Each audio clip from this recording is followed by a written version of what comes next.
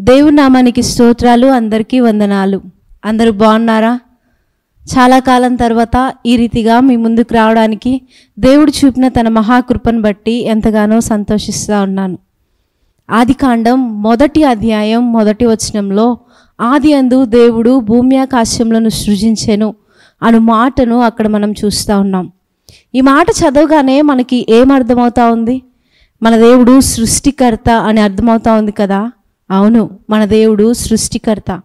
ఆయన భూమి ఆకాశములను సృజించాడు. అంత మాత్రమే కాదు, అందులో భాగంగా మానవులమైన మనల్ని కూడా ఆయన సృజించాడు. తన పోలికలో తన స్వహస్తాలతో ఆయన మనల్ని సృజించాడు. మనలో చాలామందికి మన జన్మ అంటే ఇష్టం ఉండదు కదా. నన్ను ఇలా ఎందుకు పుట్టించావు, ఈ కుటుంబంలో ఎందుకు పుట్టించావు, అసలు ఇలా అమ్మాయిగా ఎందుకు పుట్టించావు అంటూ మన యొక్క జన్మను ద్వేషించే వారంగా, మనల్ని పుట్టించిన దేవుణ్ణి దూషించే వారంగా ఉంటూ ఉంటాం. అంతేకాకుండా మాటి మాటికి దేవుని మీద చిరాకు పడుతూ ఉంటాం. ఇలా ఎంత మాత్రం కూడా మనం చేయకూడదు. ఇలా నన్ను ఎందుకు పుట్టించావు అని ప్రశ్నించే హక్కు కానీ అధికారం కానీ మనకి ఎంత మాత్రం లేదు. మనల్ని పుట్టించడం ఇది సంపూర్ణంగా దేవుని యొక్క చాయిస్ మాత్రమే. ఇంకా చెప్పాలంటే మనము అమ్మాయిలుగా పుట్టినందుకు సంతోషించే వారిగా ఉండాలి. ఇది ఒక ఆపర్చునిటీగా మనం ఫీల్ అవ్వాలి. ఇది ఒక ప్రివిలైజ్గా మనం ఫీల్ అవ్వాలి. అంతేకాకుండా ఇది ఒక బర్డన్గా మనం ఎంత మాత్రంను అనుకోకూడదు, ఫీల్ అవ్వకూడదు. సో దేవుడు మనల్ని అమ్మాయిగా పుట్టించినందుకు దేవుణ్ణి మనము స్తుతించవలసిన వారమై ఉన్నాము. మన యొక్క ఈ జన్మను బట్టి ఈ ఆడజన్మను ద్వేషించే వారంగా ఉండకూడదు. మనల్ని పుట్టించిన దేవుణ్ణి దూషించే వారంగా ఉండకూడదు. మనం చేయవలసిన ముఖ్యమైన పని ఏంటో తెలుసా? మనల్ని సృజించిన దేవుణ్ణి మనము స్తుతించవలసిన వారమై ఉన్నాం. కీర్తనాకారుడు తన కీర్తనలో రాస్తూ 139వ కీర్తన 14వ వచనంలో ఈ రీతిగా అంటూ ఉన్నాడు. నీవు నన్ను కలుగచేసిన విధము చూడగా భయమును ఆశ్చర్యమును నాకు పుట్టుచున్నవి, అందును బట్టి నేను నీకు కృతజ్ఞతాస్తుతులు చెల్లించుచున్నాను అని అంటూ ఉన్నాడు. మన జన్మ ఎంత ఆశ్చర్యమో కదా. మనం జన్మించడం మాత్రమే కాకుండా మన ద్వారా ఇంకొకరికి మనం జన్మనివ్వడం. ఇంకా మనం జ్ఞాపకం చేసుకున్నట్లయితే ఆ యొక్క డెలివరీ పీరియడ్, ఆ జర్నీ అంతటిని ఉమెన్గా ఉన్న మనం జ్ఞాపకం చేసుకున్నట్లయితే అది ఎంత భయం కలిగించేదిగా, ఎంత ఆశ్చర్యం గొల్పేదిగా ఉన్నదో మనకి చాలా స్పష్టంగా అర్థం చేసుకోవచ్చు. కనుక ఇటువంటి ప్రెషియస్ ఉమెన్ లైఫ్ని బట్టి మనం దేవుణ్ణి స్తుతించవలసిన వారమై ఉన్నాం. మన దేవుడు మనల్ని సృజించాడు గనుక మన దేవుణ్ణి మనం స్తుతించవలసిన వారమై ఉన్నాం. రెండవదిగా మనం చూసినట్లయితే మన దేవుడు సృష్టికర్త గనుక మన దేవునికి మనం లోబడే వారంగా ఉందాం. భూమి ఆకాశములు ఆయనకి లోబడతా ఉంది. ఈ సృష్టిలో ఉన్న సమస్తము ఆయనకు లోబడతా ఉన్నది. మరి మన సంగతి ఏంటి? తల్లులమైన మనము, మన బిడ్డలు మన మాట వినాలి అనుకుంటా ఉంటాం. ఇంకా చెప్పాలంటే నేను చెప్పినట్లుగా వాళ్ళు వినాలి, తూచా తప్పకుండా పాటించాలి, నేను ఎస్ అంటే ఎస్, నేను నో అంటే నో అనే విధంగా నేను వాళ్ళని పెంచాలి అని చెప్పేసి అనుకుంటా ఉంటాం. ఇంకా చాలామంది తల్లులు తమ యొక్క బిడ్డలు వారు ఎదిగే క్రమంలో వారిని చూడండి, నేను నా పిల్లల్ని ఎలా పెంచుతానో ఏ మాత్రం కూడా నేను వాళ్ళని రాంగ్ డైరెక్షన్లో వెళ్ళనివ్వను అనేసి అంటూ తమ యొక్క బిడ్డల్ని పెంచే క్రమంలో చాలామంది ఒక థర్స్ట్ కలిగి ఉంటారు. అదే రీతిగా యవనస్తులైన పిల్లల యొక్క తల్లులు తమ యొక్క బిడ్డలు తప్పిపోయిన క్రమమును బట్టి, తమ యొక్క బిడ్డలు తమకు లోబడుకుండా విచ్చలవిడి జీవితాన్ని జీవిస్తున్న విధానాన్ని బట్టి చూస్తూ ఎంతో దుఃఖిస్తూ ఉంటారు, ఎంతో బాధపడతా ఉంటారు, ఎంతో వేదన చెందుతూ ఉంటారు కదా.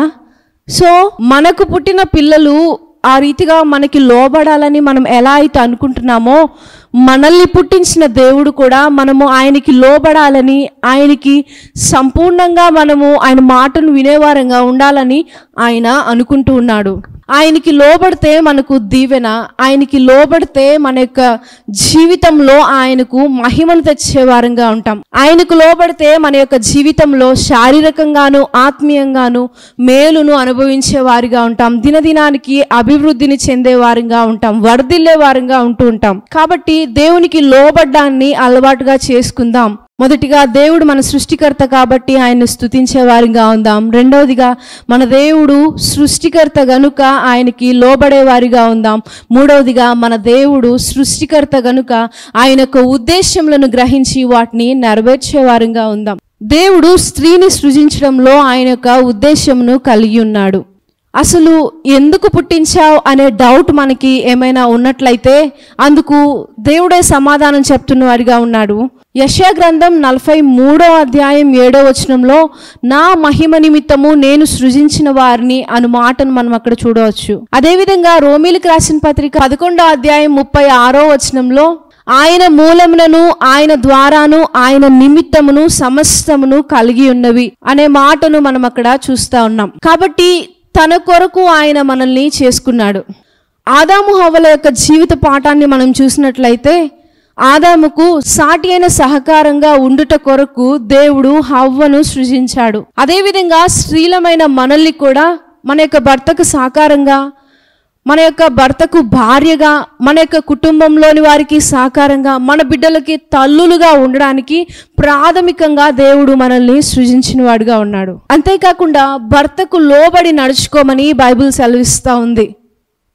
ఆ రీతిగా కాకుండా భర్త మీద పెత్తనం చేసేవారిగా మనం ఉండకూడదు. కాబట్టి భర్తకి లోబడి నడుచుకోవాలి, కానీ భర్త మీద పెత్తనం చేసే ప్రయత్నం చేసేవారిగా మనము ఎంత మాత్రంను ఉండకూడదు. సో దేవుడు ఈ దినాన మనతో మాట్లాడుతూ వచ్చిన ఈ 3 విషయాలను, ఈ 3 అంశాలను ఒకసారి జ్ఞాపకం చేసుకుందాం. మన దేవుడు సృష్టికర్త.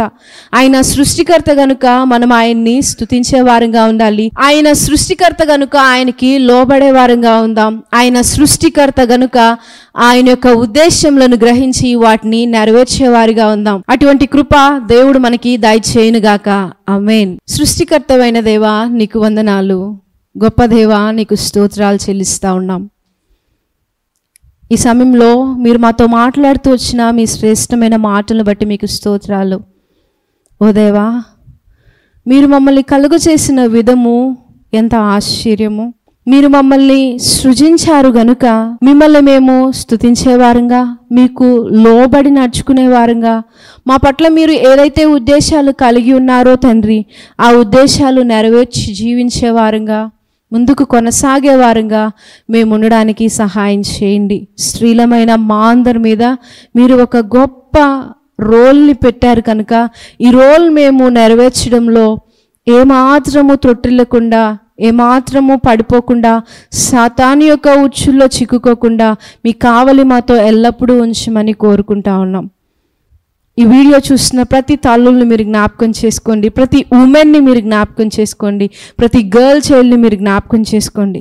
తమ యొక్క జీవితాన్ని బట్టి వాళ్ళు ఏమాత్రము బాధ చెందేవారిగా, ద్వేషించేవారిగా, మీరు వాళ్ళని సృజించినందుకు మిమ్మల్ని దూషించేవారిగా కాకుండా మిమ్మల్ని స్తుతించి ముందుకు కొనసాగేవారిగా ఉండడానికి సహాయం చేయమని ప్రార్థిస్తూ ఉన్నాం. మీకే వందనాలు, వేలాది స్తుతులు, స్తోత్రాలు చెల్లించుకుంటూ మా కొరకు త్వరలో తిరిగి రానైనా యేసయ్య అతి ఘనమైన శ్రేష్టమైన నామంలో అడిగి వేడుతున్నాం తండ్రి. ఆమేన్.